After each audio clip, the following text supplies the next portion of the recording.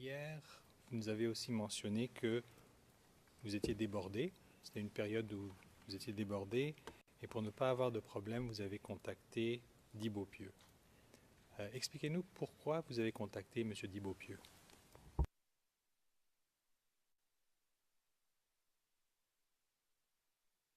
D'abord, je l'ai contacté parce que ce moment-là, c'était difficile d'avoir des jeunes.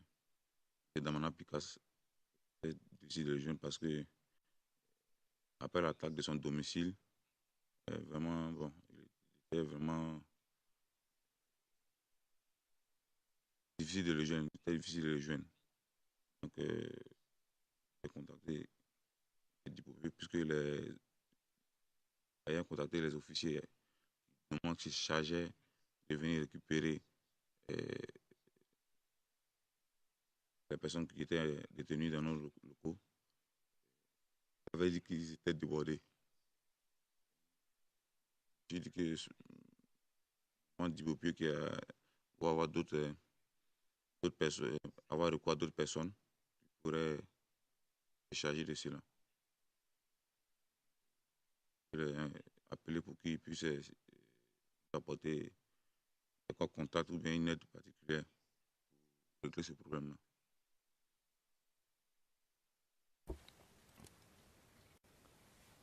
Lorsque vous avez fait cet appel à M. Di Beaupieu, alors tout d'abord, on parle du même Di Beaupieu dont vous avez parlé hier, c'est Jean-Yves Di Beaupieu. Lorsque vous avez fait cet appel, étiez-vous en présence d'autres personnes?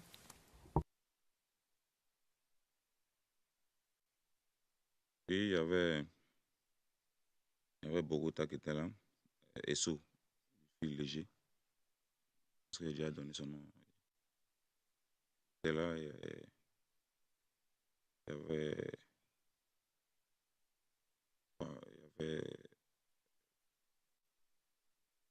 Kwame, oui, Kwame Stéphane, alias A52.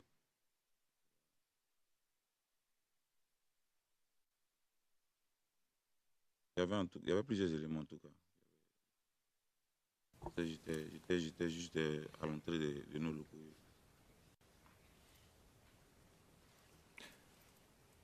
Quand vous dites nos locaux, vous parlez de... La base à Djamé. Lorsque vous avez appelé M. Di Beaupieu, est-ce que vous avez appris où il était? Non, non, il ne m'a pas donné sa position.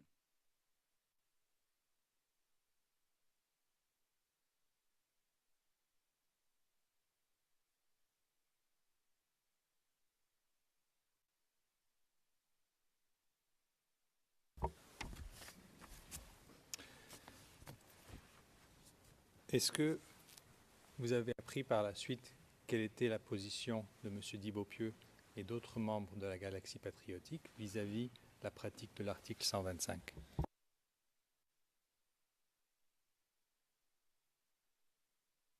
Selon les informations reçues par les éléments de Yopougon, c'était à Yopougon que, comme il a dit, c'est l'article 125 là a commencé.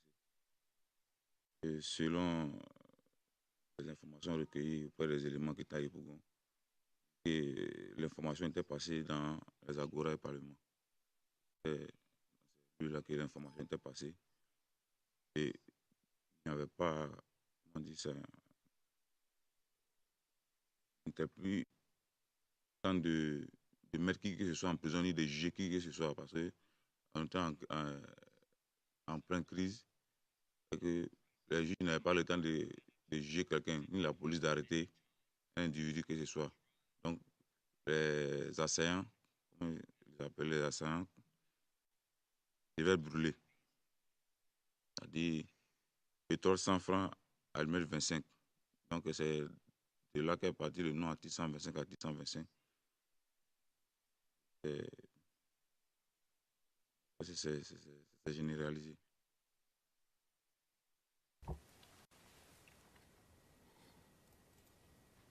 D'accord. Vous nous dites les informations reçues par les éléments de Yopougon.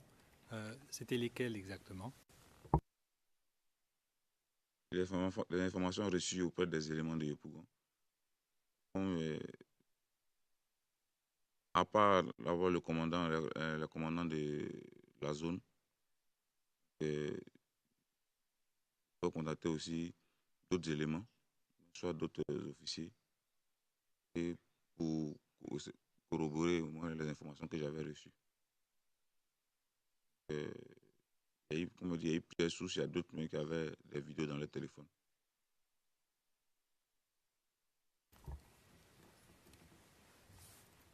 Juste un petit instant.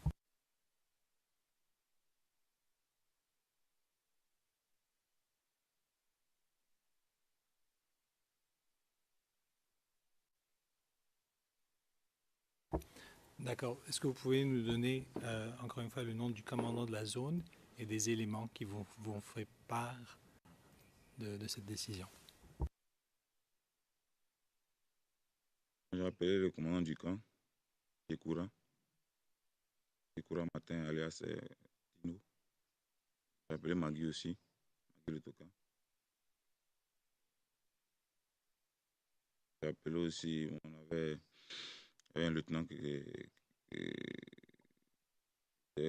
avait là-bas la fonction de chef de corps urbain au camp là-bas. Kalou, alias 12-7, que j'ai appelé aussi pour avoir cette information, d'autres éléments aussi.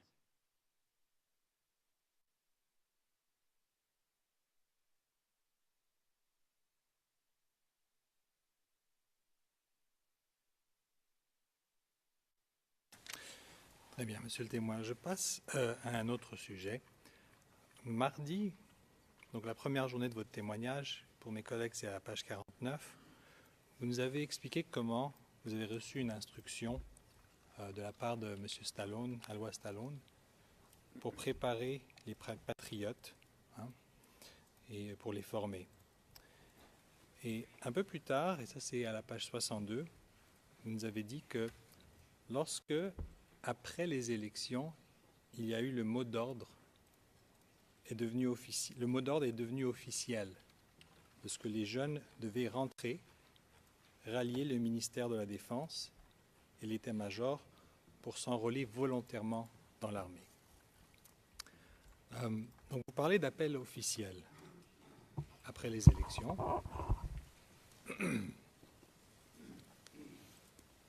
I haven't put my question yet, Your Honors, but I see that there's an Je objection. voudrais poser ma question, mais je vois que quelqu'un est debout.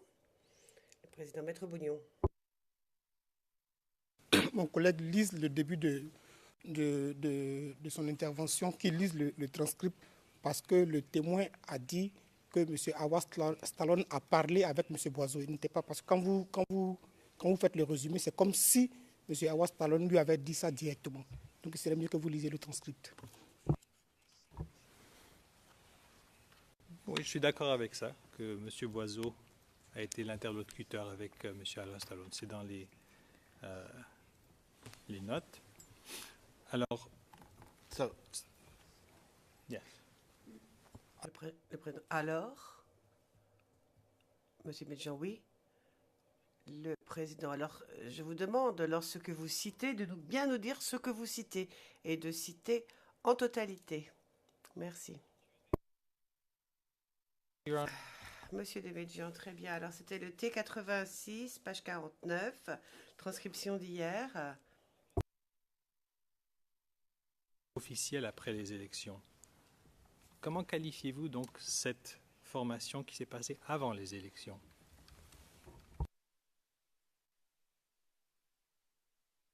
Moi, je la qualifie d'officieuse,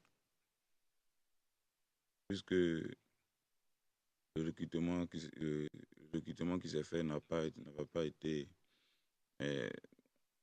annoncé dans les médias d'État, c'est-à-dire n'a pas été officiel. Bien vrai que ça a eu lieu, mais il n'y a pas eu un communiqué de l'état-major, un communiqué d'un officiel de l'état-major, ou soit du ministère de la Défense,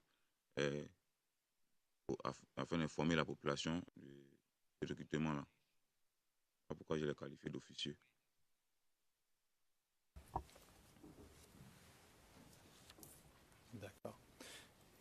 Donc, après les élections, qui émet cet appel officiel? L'appel officiel a été émis par le ministre Blegoudi.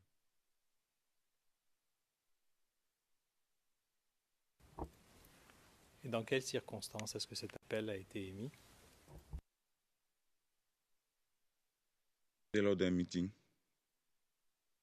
C'était lors d'un meeting. Je n'étais pas présent, mais c'est que je pense que ce meeting a été télévisé. C'était un meeting où il avait dit que d'inviter la jeunesse patriote âgée d'au moins 18 ans à aller se faire enrôler au ministère de la Défense. Parce que, ayant fait le cours de la voie pacifique et que l'opposition voulait forcément imposer les candidats, et donc, et avec les manœuvres des commandants des forces nouvelles, tout ça, qui menaçaient d'enlever M. Gbagbo le président Gbagbo par les armes. Donc, la jeunesse patriote, les jeunes de Côte d'Ivoire, avaient l'autorisation d'aller au ministère de la Défense, de se faire enrôler dans l'armée régulière et de faire face aux forces nouvelles.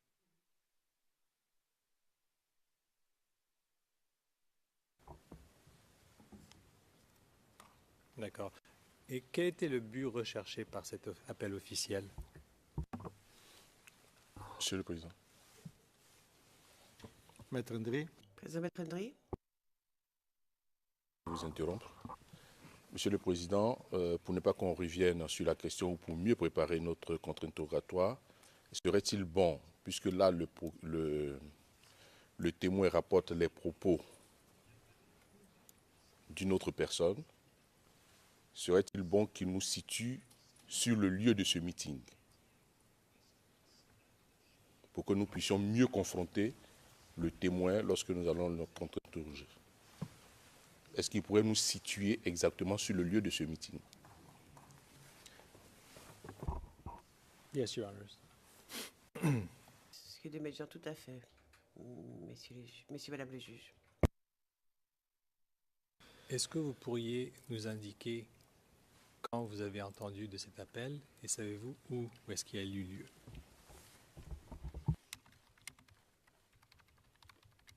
L'appel a eu lieu au mois de février 2011. Et c'était dans la commune de Yopougon. Je n'ai pas le lieu exact. C'était dans la commune de Yopougon.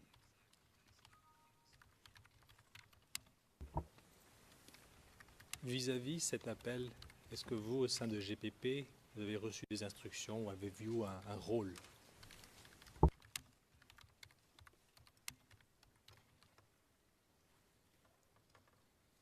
Nous, comme il a dit, le mois de décembre, ce n'est pas tous les jeunes qui ont été formés qui ont pu intégrer la première vague.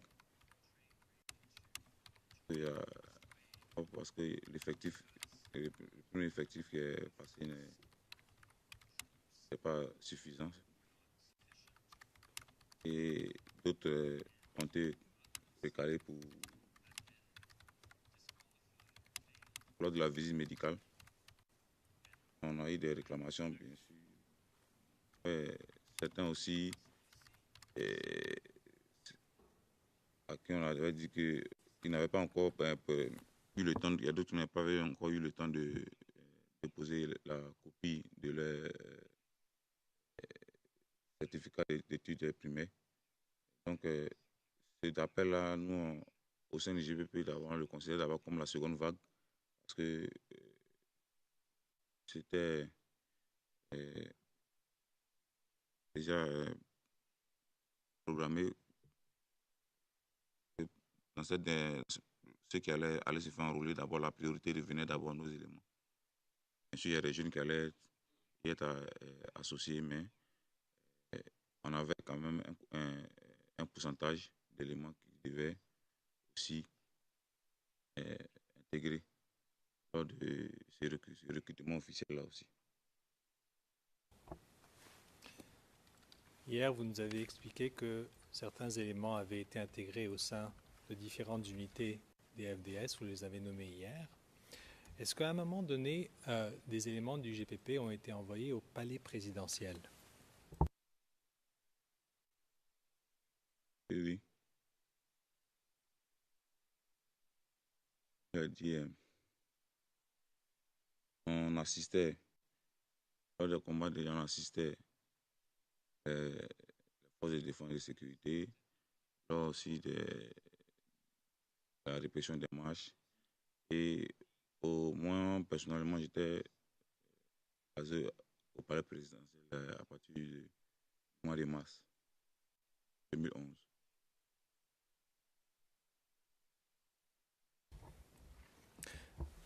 Avec combien d'éléments est-ce que vous y êtes basé? Une soixantaine d'éléments.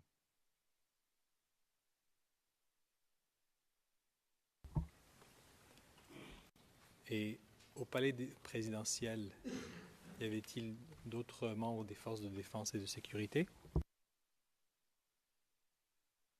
Il y avait principalement, il y avait les éléments de la républicaine et il y avait les éléments du Baza aussi. Il y avait d'autres, il y a quand même des FDS d'autres corps, qu'elles soient en civil, mais je n'ai pas eu le temps de rallier les bases, donc ils étaient directement arrivés au palais, qui étaient là aussi. Et il y avait les officiers même qui étaient là, ils n'étaient pas tous militaires, il y avait des policiers aussi. Quel était, tout d'abord, une fois au palais présidentiel, à qui est-ce que vous rendiez compte?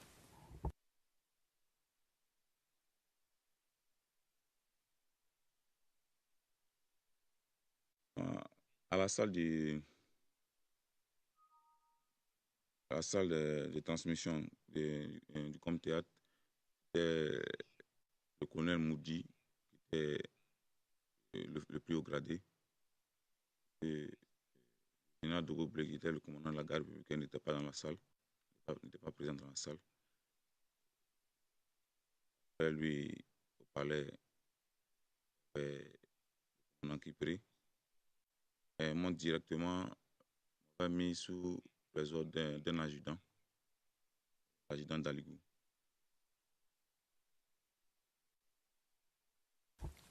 Comment appelez-vous Daligou?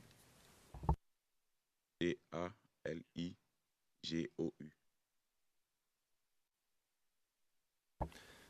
Vous avez mentionné le colonel Maudit, mais je pense que c'est mal appelé dans les notes. Pouvez-vous l'épeler?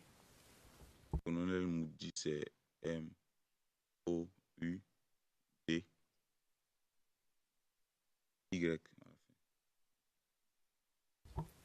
D'accord.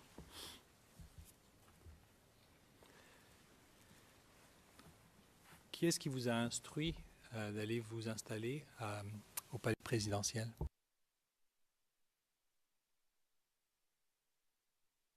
Avant que nous nous installions là-bas au palais même, pour dire que moi je m'y rendais depuis le mois de février pour récupérer des munitions qu'on avait. Et comme on dit, on a mené des opérations dans certaines zones sous les zones du commandant Kipré. Donc, au mois de mars, le commandant Kipré a demandé à ce que le détachement du PPP puisse venir les appuyer là-bas.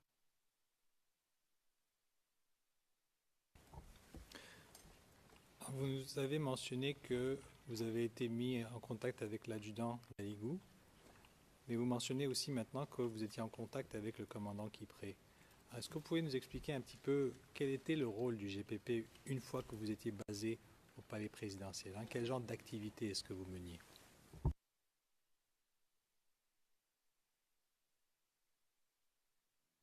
Et les opérations qu'on nous confiait étaient diverses. Et l'escorte de certaines personnalités pour aller les mettre en lieu sûr. Et soit le convoi aller chercher la nourriture à la républicaine à Trècheville. Aussi, par exemple, il y a un moment où l'état-major avait été occupé par dans les forces nouvelles. On a participé au combat pour pouvoir reprendre l'état-major, le ministère de la Défense, aussi la caserne des sapeurs-pompiers. D'autres missions aussi de sécurisation du périmètre autour de la présidentielle.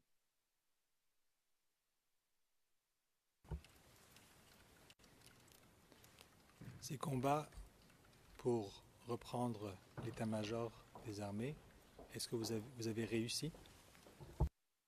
Et nous avons réussi. Et nous étions appuyés par la garde républicaine et du Baza, des armes lourdes, donc on est dessus.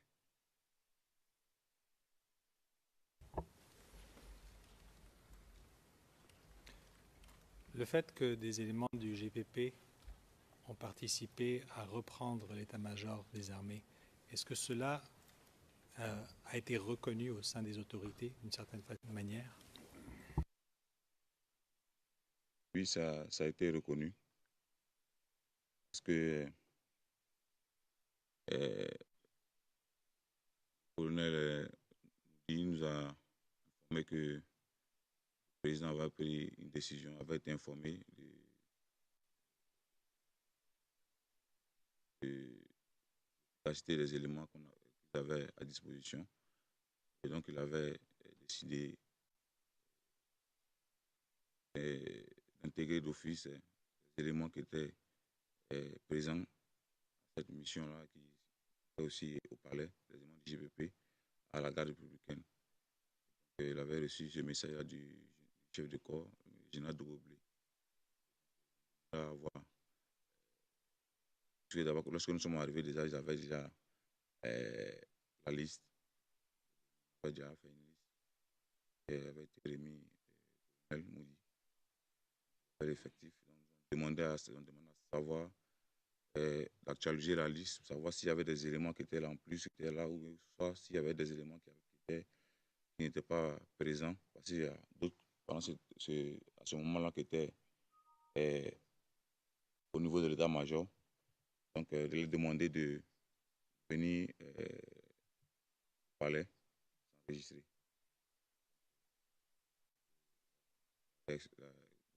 Comme la récompense.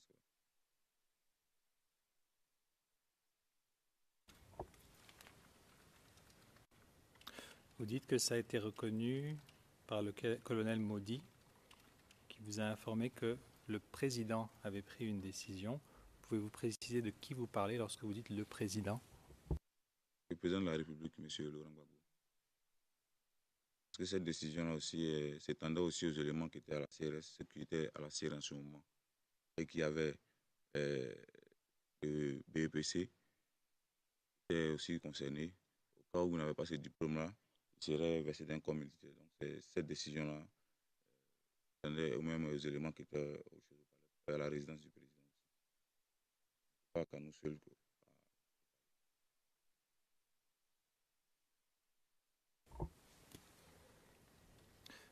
Et juste pour être clair, à quelle période est-ce que vous avez repris l'état-major des armées et à quelle période cette décision est-elle venue? C'était à la mi-mars. Mi-mars.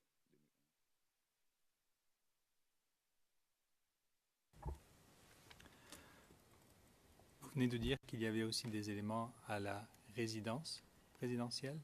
Alors, qui était positionné là-bas et combien d'éléments?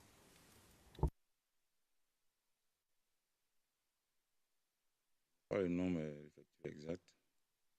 Il y avait déjà Meledj, était là-bas avec des éléments. Chang Chao, aussi, avec aussi les éléments de Cocody, les éléments de Jimmy Willy, aussi. Et après, lorsque les éléments qui étaient à la CRS ont reçu l'instruction de décrocher de leur position, et eux aussi, ils ont rejoint le palais présidentiel, la résidence du président.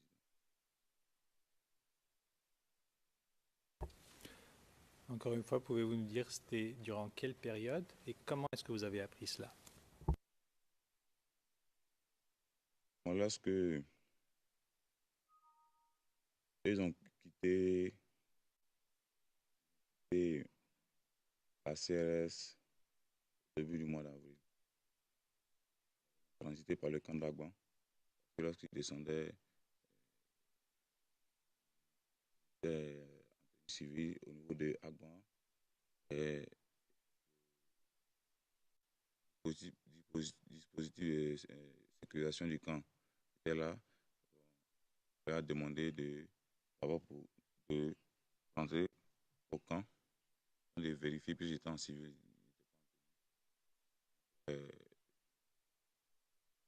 On avait même demandé à certains à d'autres éléments de rester sur la position parce qu'ils pouvaient avoir besoin d'eux. Mais ils m'ont appelé en demandant à ce qu'ils me rejoignent au palais. J'ai dit non, bon, je vais rendre compte d'abord. J'ai rendu compte à Boiseau. Il a dit non, qu'il avait besoin d'eux à la résidence. Donc, de Agban, ils sont allés directement à la résidence.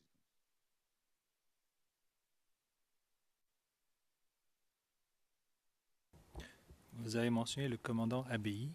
C'était qui exactement? Le commandant Abbaye, c'était le commandant du...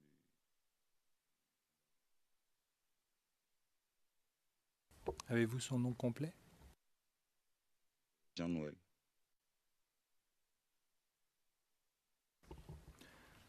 Vous avez mentionné un individu que vous avez nommé Chao, qui était établi à la présidence.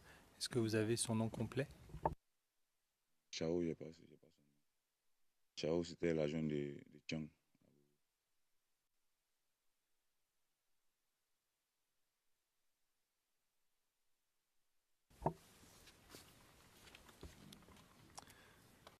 Très bien. Alors, vous nous avez indiqué que les éléments de la CRS avaient été décrochés au début du mois d'avril. Pour ce qui est de Chang, Chao, et vous avez mentionné aussi Jimmy Willy. Donc, pour ces éléments-là, à partir de quand étaient-ils à la résidence présidentielle? Chang était à la résidence depuis le mois de février. Depuis le mois de février. Depuis le mois de février, déjà, il y avait les combattants. Il y avait aussi les Libériens aussi. Depuis le mois de février.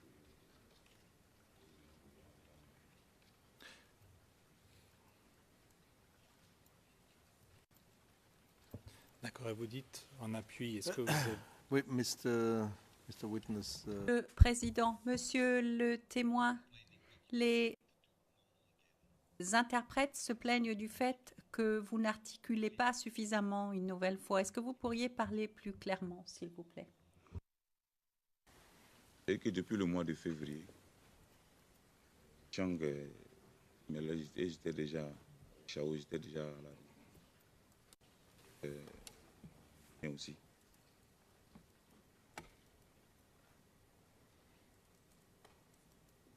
J'attends pour qu'on y aille graduellement.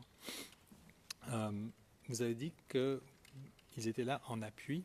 Alors, pouvez-vous nous expliquer à partir du mois de février, est-ce que vous savez quel était leur rôle à la résidence présidentielle?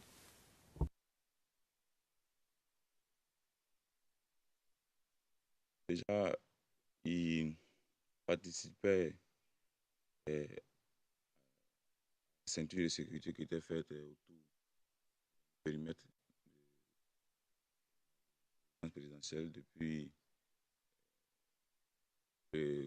Carrefour Marie-Thérèse Houphouët-Boigny, la résidence et la femme de l'ex-président Félix Houphouët-Boigny, jusqu'à la maison du PDC. En tout cas, jusqu'à Blocos, en tout cas, il y avait un dispositif sécuritaire, une ceinture de sécurité autour de la résidence. Donc, ces éléments-là appuyaient les forces de défense et de sécurité qui étaient en train de tenir ces postes-là.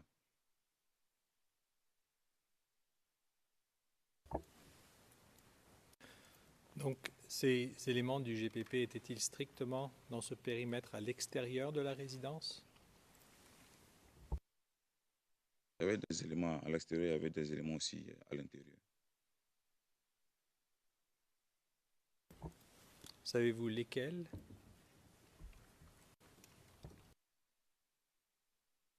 Je vais donner les noms des différents commandants qui étaient là. Mais il y avait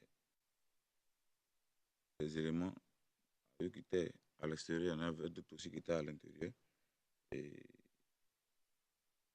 les éléments, comme je dit, ça dépendait de. Ils ne se disposaient pas à cet endroit-là d'eux-mêmes.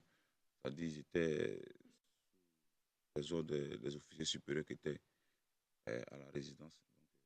Donc, selon les besoins géostratégiques des officiers qui étaient en présence là, qu'on les disposait. Et à la résidence présidentielle, à qui est-ce qu'ils rendaient compte vos éléments du GPP? Ils rendaient compte au colonel Katé Nyato.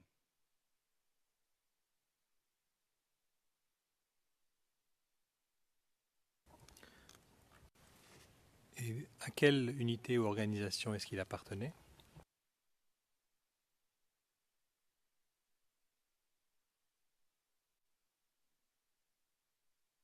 Le colonel Katé,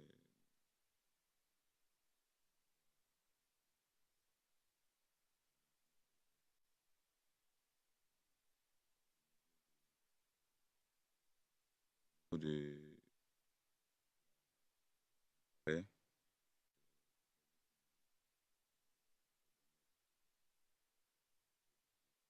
sécurité. D'autres aussi. Je n'étais pas le seul colonel qui était en l'ancienneté. Moi, je vous posais la question à propos de la résidence. Vous venez de dire, vous avez dit le palais maintenant. Est-ce que... Alors, il était à la résidence? D'accord. Et je pense qu'on n'a pas réussi à bien épeler son nom dans les notes à la page 18, ligne 2. Est-ce que son nom de famille, c'est Natoa, G-N-A-T-O-A? Oui. Et son prénom, c'est Kate, K-A-T-E? K-A-T-E. Vous avez fait aussi mention de combattants libériens. Council. Le président, s'il vous plaît. Merci.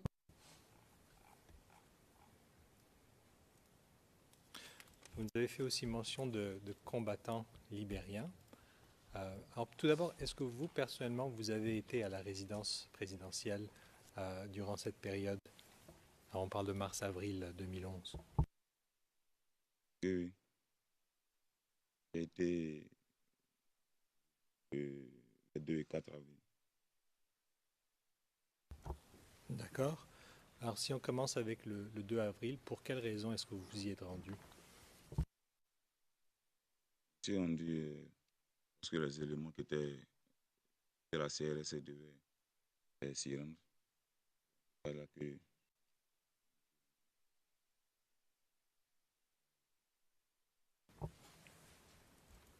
D'accord. Alors, le 2 avril, vous arrivez à la résidence. Où êtes-vous reçu et avec qui est-ce que vous vous échangez?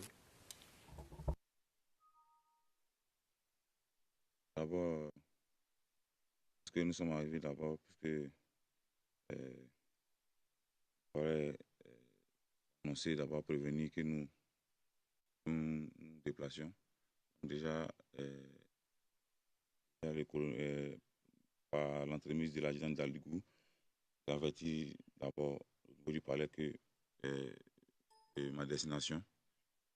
Et lorsque nous sommes arrivés, d'abord, j'ai d'abord appelé Tchang d'abord pour savoir quel était d'abord le dispositif. C'est-à-dire qu'on aille soit dans une embuscade, ou bien qu'on ne soit pas reconnu, puisque le véhicule dans lequel moi je me déplaçais n'était pas un véhicule militaire, c'était couleur civile.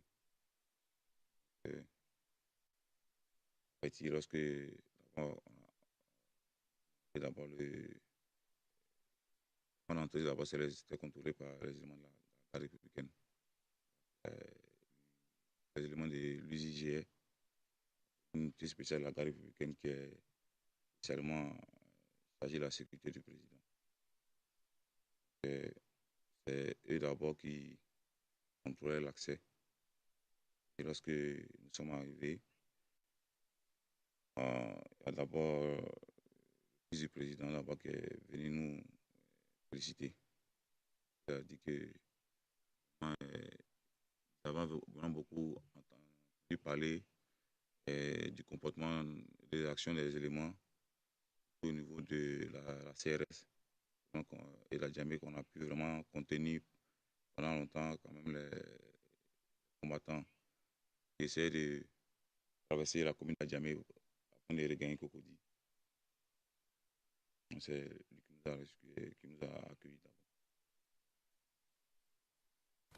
Vous avez dit le fils du président. Quel est son nom exactement? Michel Gbagbo.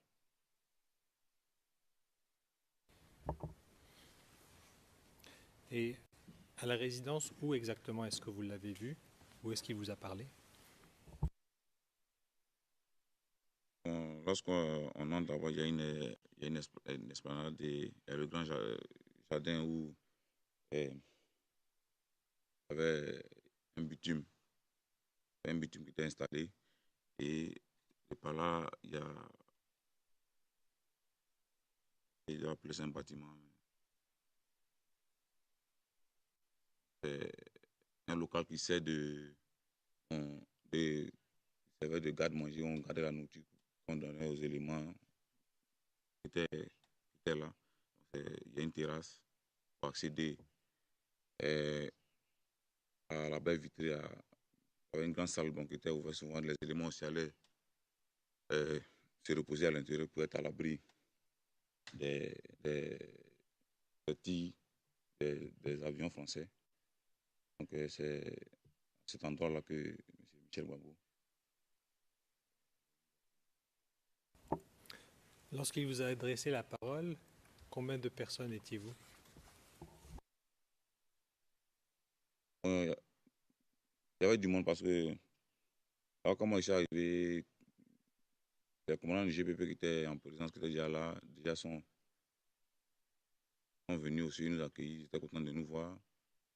Les autres les combattants aussi libériens, bon, les autres, il y a des étudiants aussi qui étaient, les étudiants par exemple de la FESI qui étaient à Djamé. À un certain moment, au mois de février, ils avaient déjà rejoint le campus de Cocody. Et après aussi, certains d'entre eux aussi avaient regagné la résidence. Et il y avait du monde. Après cet échange avec le fils du président, donc Michel Gbagbo, est-ce que vous êtes entretenu avec d'autres personnes? Est-ce que d'autres personnes vous ont adressé la parole? Après cela, il y a le président qui nous a supplié,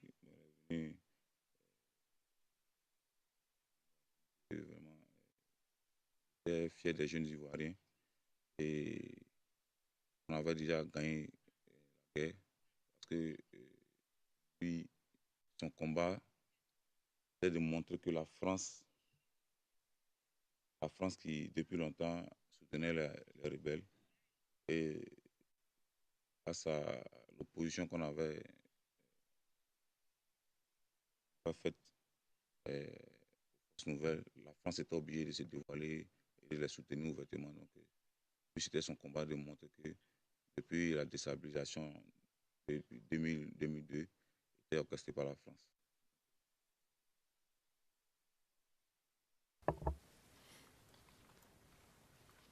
où est-ce que vous avez vu, tout d'abord quand vous dites le président, vous parlez de qui exactement? Je parle du président Laurent Gbagbo.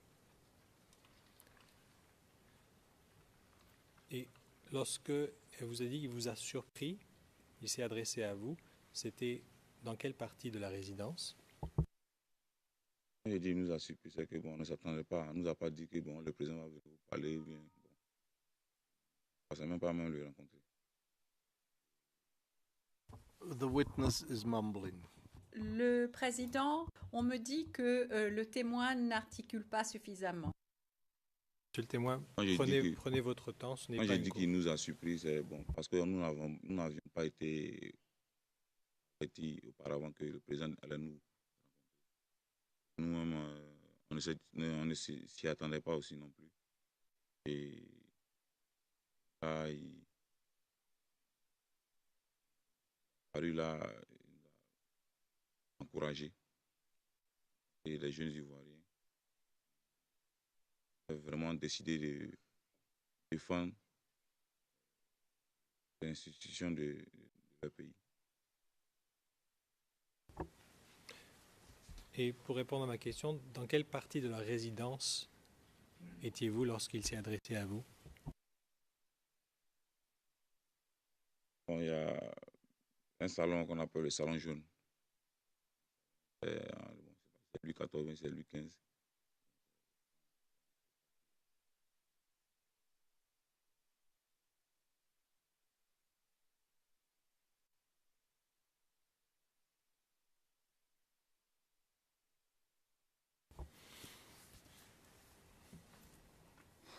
On me demande que pour la prochaine réponse, vous devez hausser un petit peu votre voix pour qu'on l'entende bien.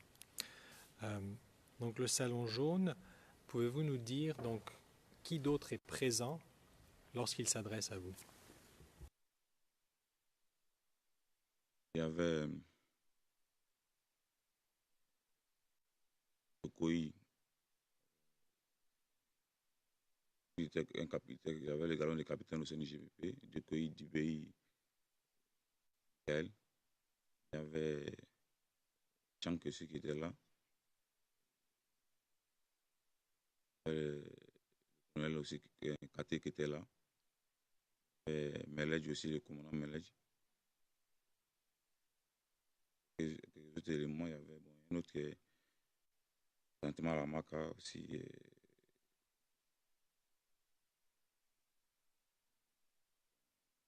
Kofi Guy Parfait, alias Aseoussou. Je crois que d'autres éléments aussi nombreux parce que le colonel nous avait demandé, le colonel Kate avait demandé à nous, avait demandé à Chang de nous faire appel. C'est ce moment-là.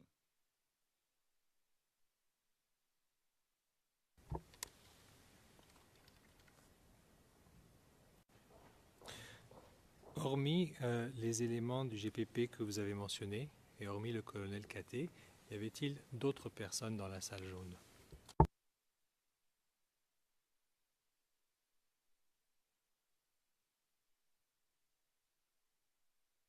Il y avait d'autres personnes.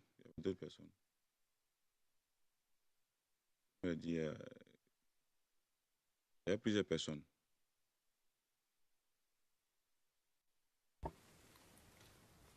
J'aimerais revenir sur certains noms pour nous assurer de l'épellation. Le premier, c'était Jokoi Michael. Jokoyi Dibei. Jokoyi, c'est D-J-O-K-O-U-E-J-I.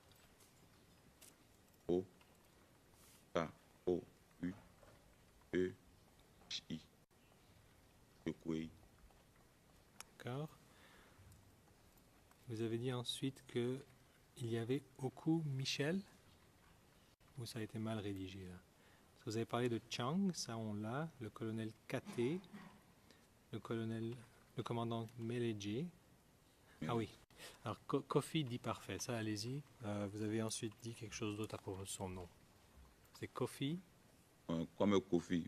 Kwame Kofi. Si vous pouvez l'épeler au long, s'il vous plaît. Kwame, c'est K-O-U-M-E. C'est K-O-2-F-I. GUY. D'accord, merci.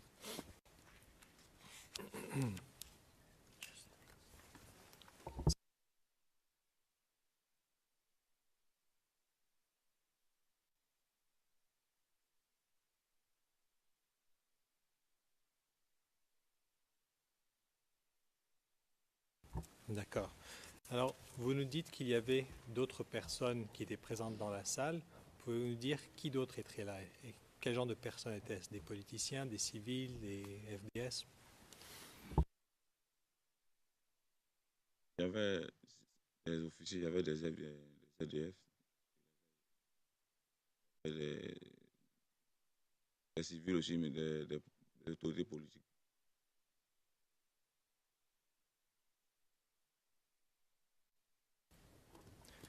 Est-ce que vous avez reconnu certaines personnes? Est-ce que vous êtes capable de nous donner des noms? On avait l'ancien commandant,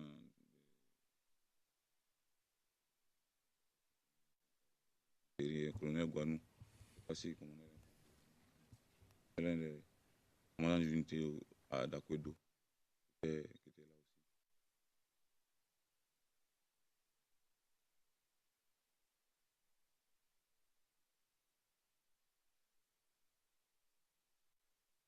Guano, vous l'appelez comment? Gouanou.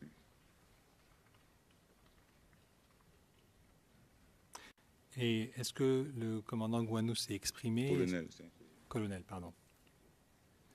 Est-ce qu'il s'est exprimé? Est-ce qu'il a dit quelque chose?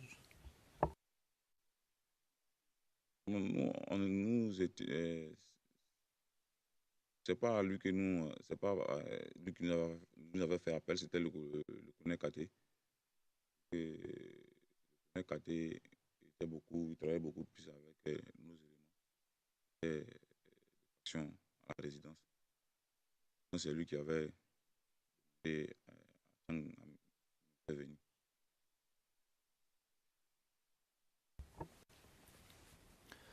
Donc, lorsque le président Laurent Gbagbo s'adresse à votre groupe, est-ce que vous êtes assis ou êtes-vous debout? Nous sommes les c'est pas l'endroit même là, ne nous était pas réservé, c'est pas un endroit qui nous était réservé.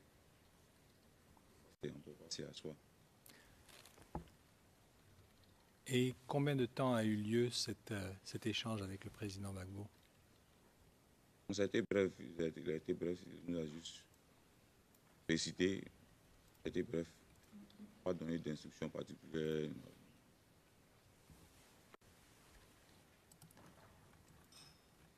Est-ce que vous avez répondu à ce qu'il vous a dit? Ou est-ce qu'un des éléments de votre groupe s'est adressé à lui? Là, on ne peut pas, là, il n'y a pas de mots, on ne peut pas trouver quelque chose à dire. Là, bon,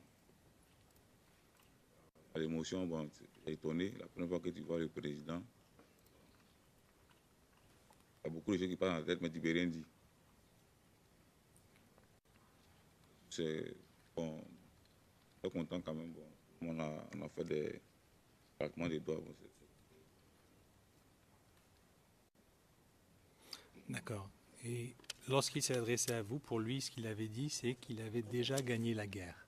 Il a dit que nous avions gagné la guerre parce que lui, son combat, c'était de prouver au monde que la France est vraiment le parrain de la rébellion. Et aujourd'hui, par la résistance que nous avons opposée aux côtés des forces de défense, donc, la France est obligée de se dévoiler, de se mettre à découvert. Donc, lui, déjà, son combat, il a gagné.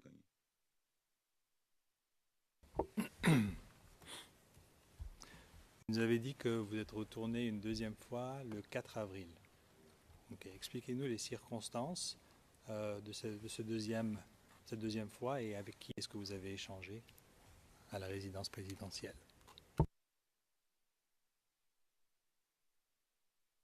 Le 4, il y avait eu un problème. Il y avait un problème de nourriture. Il y avait un problème de manque de nourriture. Le colonel Kate nous avait demandé à Tchang et moi.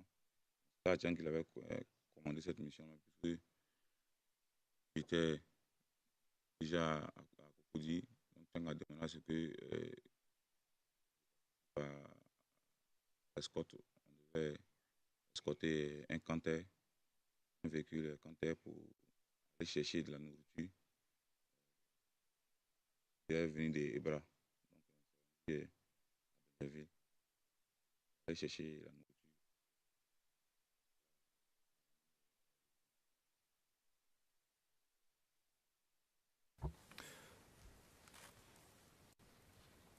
Et est-ce que vous avez amené la nourriture finalement à la présidence? Oui. Ok. C'est 2 fois que vous étiez là, le 2 et le 4 avril. Oui. Bon, tout à l'heure, vous nous avez mentionné que vous avez vu des Libériens. Lequel des 2 jours est-ce que vous avez vu les combattants libériens à la résidence? Les 2 jours, là, j'étais là. Les Libériens étaient là. Les 2 jours, là, j'étais là. Même au palais, il y avait des Libériens qui étaient avec nous au palais.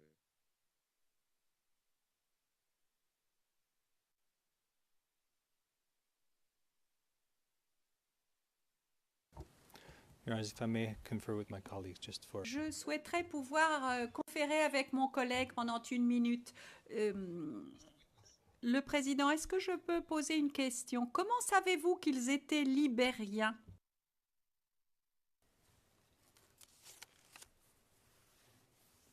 D'abord, il y a certains parmi eux que nous avons connus à Guiglo qui étaient à Peace Camp. Et d'abord, ils s'exprimaient en anglais. Et bon, c'était quelques rares parmi eux qui comprenaient un peu le français. Donc, on a aussi plusieurs fois eu le temps de converser, donc de se présenter. Donc, on se connaissait de nom, on se connaissait aussi, on savait aussi de quelle nationalité nous étions. Eux savaient que nous étions des Ivoiriens et nous savions aussi qu'ils étaient des Libériens.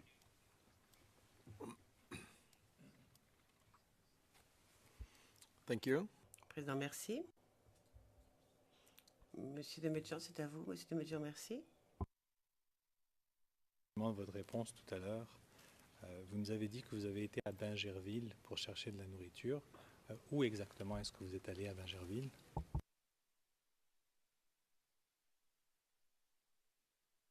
Il y a une localité de Bingerville, c'est-à-dire que ça, les locaux prennent les pinasses des jeunes Ebra et de Ambassamosu. C'est à Ebra que nous sommes rendus pour pouvoir récupérer. Je suis traversé par Pâques.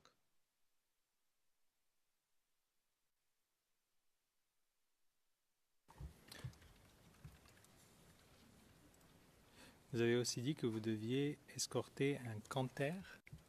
Pouvez-vous nous expliquer c'est quoi exactement? Un véhicule de transport de troupes.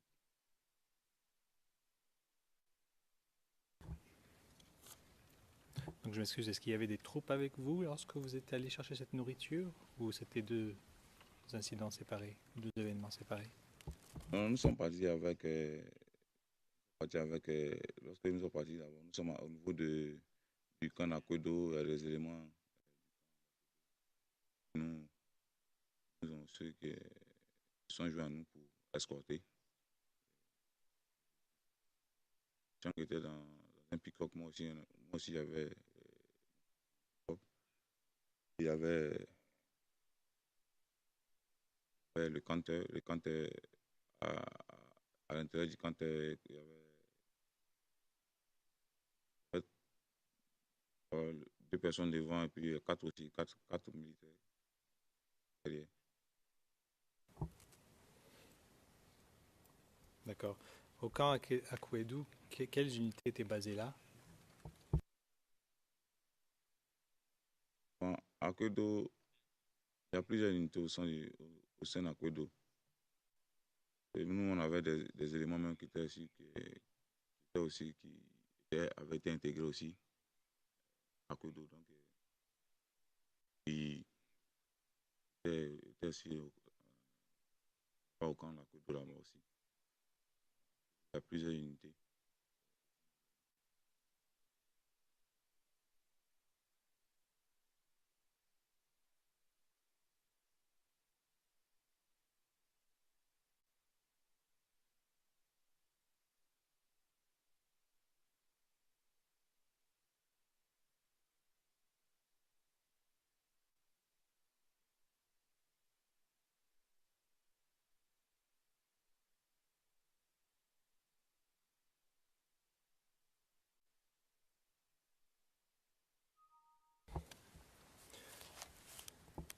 D'accord. À l'intérieur du Quinter, ce sont des soldats de quelle unité des FDS qui sont avec vous? En termes du Qatar, c'était vraiment du bazar. Ok. Et la nourriture, vous êtes allé la chercher chez qui? La nourriture venait de Mossou.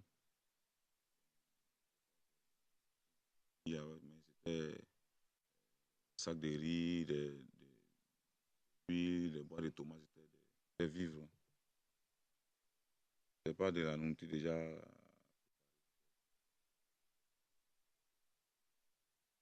D'accord. Alors, revenons sur les Libériens que vous avez vus. Alors, vous avez dit que vous en aviez au palais, mais vous en avez vu aussi à la résidence présidentielle. Alors, pouvez-vous nous dire qui avez-vous vu à la résidence présidentielle?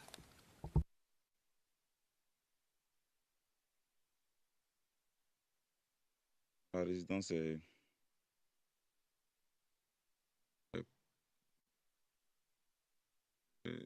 Bon, il y a juste les principaux chefs, hein, les chefs des Libériens qui étaient là-bas. De tous. Chef qui était là-bas, chef libérien, il y avait Princesse Josephine Johnson. Elle est plus connue sous le sobriquet de Princesse.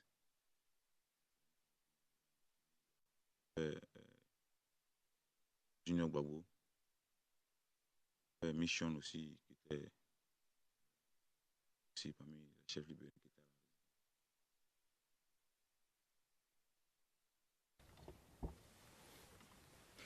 Vous avez dit princesse, c'était Joséphine Johnson.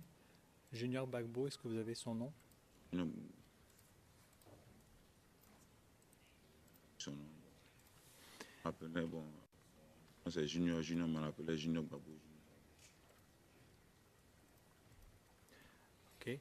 Et est-ce que ces trois personnes que vous nous avez mentionnées, est-ce qu'ils font partie de ceux que vous connaissiez d'avant? Oui, oui. Junior, c'est comme ça avant. Junior et Mission, c'est comme ça avant. Ok. Alors, est-ce que vous savez depuis quand ces combattants libériens étaient tout d'abord à Abidjan? À Abidjan depuis le mois de janvier 2011.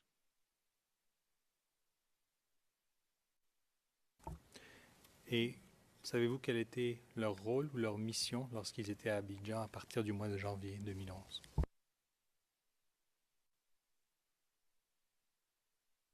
La mission, quand ils sont arrivés, ils n'étaient pas de près dans la ville, ils étaient au palais présidentiel et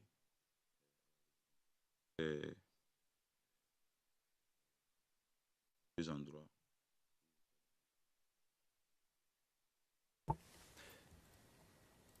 Et pardon, je ne vous ai pas demandé, mais mission, est-ce que vous saviez son nom? Mission.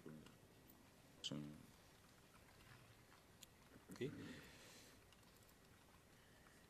Et savez-vous pourquoi ils étaient au palais présidentiel et à la résidence? Pour quelle raison est-ce que ces Libériens se trouvaient là?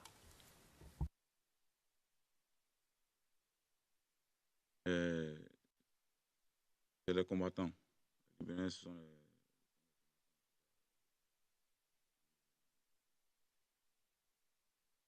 ils sont vraiment habitués à la guerre. C'est parmi